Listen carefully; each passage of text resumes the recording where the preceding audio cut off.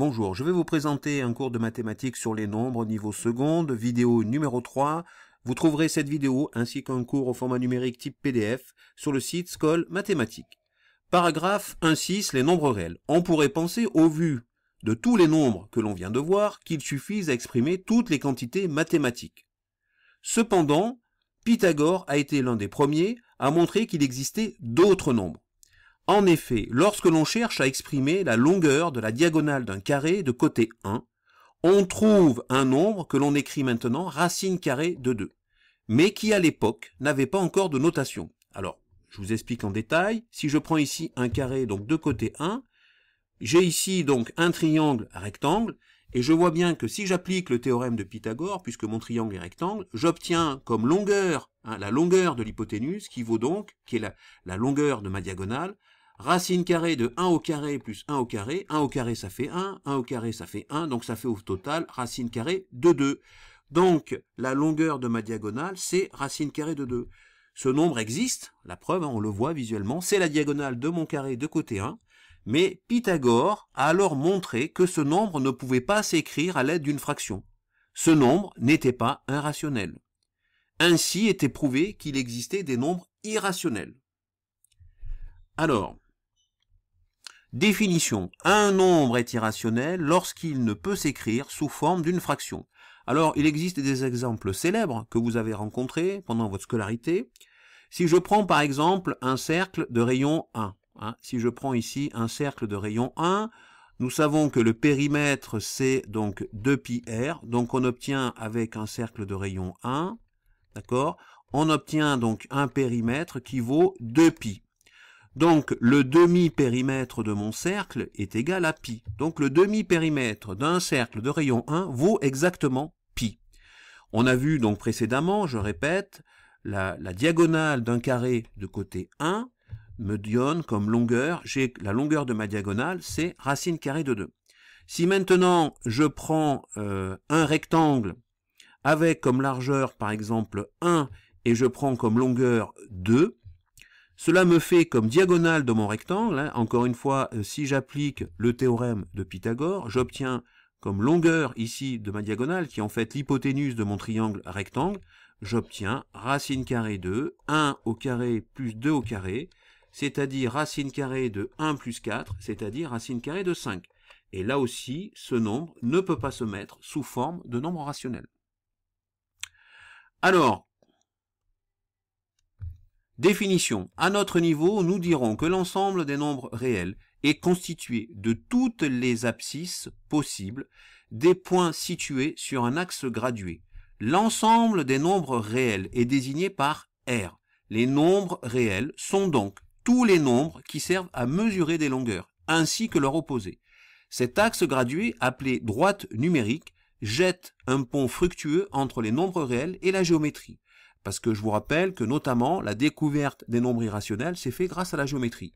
Donc, un nombre réel est un nombre qui est soit rationnel, soit irrationnel. R est l'ensemble des nombres réels.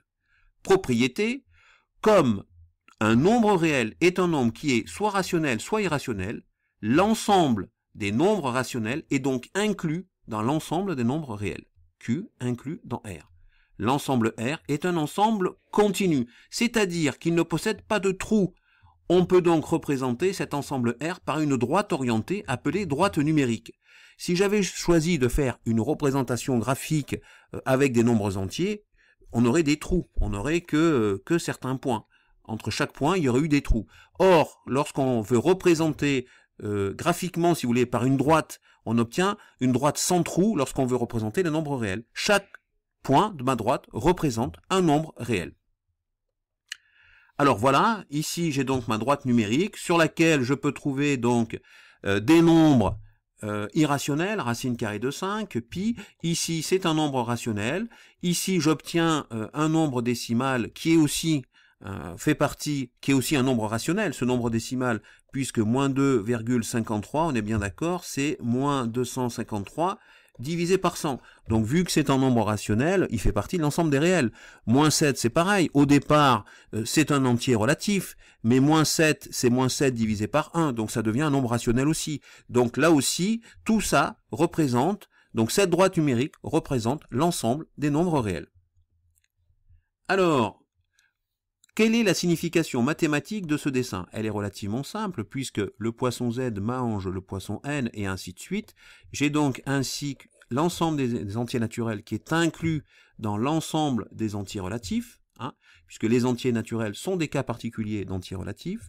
Les entiers relatifs sont inclus dans l'ensemble des rationnels, des décimaux, pardon, d'abord des décimaux, puisque c'est le poisson D qui mange Z, donc ici c'est les décimaux, l'ensemble des décimaux, parce qu'évidemment, moins de 3, par exemple, c'est moins de 3,0.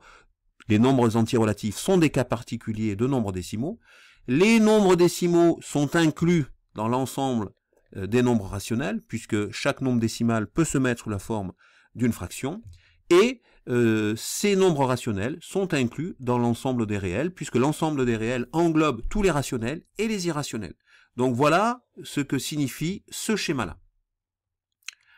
Alors, on a ici ce schéma bilan, donc on voit bien ici nos entiers naturels, ici nos entiers relatifs avec Z, nos entiers naturels qui sont des cas particuliers d'entiers relatifs, puisque ce sont les entiers naturels, ce sont des entiers relatifs positifs. Nos décimaux qui englobent tous nos entiers relatifs, parce que nos entiers relatifs sont des cas particuliers de nombres décimaux, je l'avais déjà dit, moins 3 c'est moins 3,0. Nos décimaux qui sont compris dans l'ensemble des rationnels, qui sont inclus dans l'ensemble des rationnels, parce que chaque nombre décimal est un cas particulier de nombre rationnel, on peut le mettre sous forme de fraction, et nos nombres rationnels sont inclus dans l'ensemble des réels, parce que l'ensemble des réels, par définition, c'est tous les rationnels, plus les nombres qu'on ne peut pas mettre sous forme de fraction, c'est-à-dire les nombres irrationnels. Pi, racine carrée de 2, cosinus de 45 degrés, et ce nombre-là qui ne s'arrête jamais, qu'on ne peut pas mettre aussi sous forme de fraction. Alors, voilà. J'espère que cette vidéo, qu'elle vous a plu. Je vous dis à bientôt, évidemment, sur le site Skoll Mathématiques.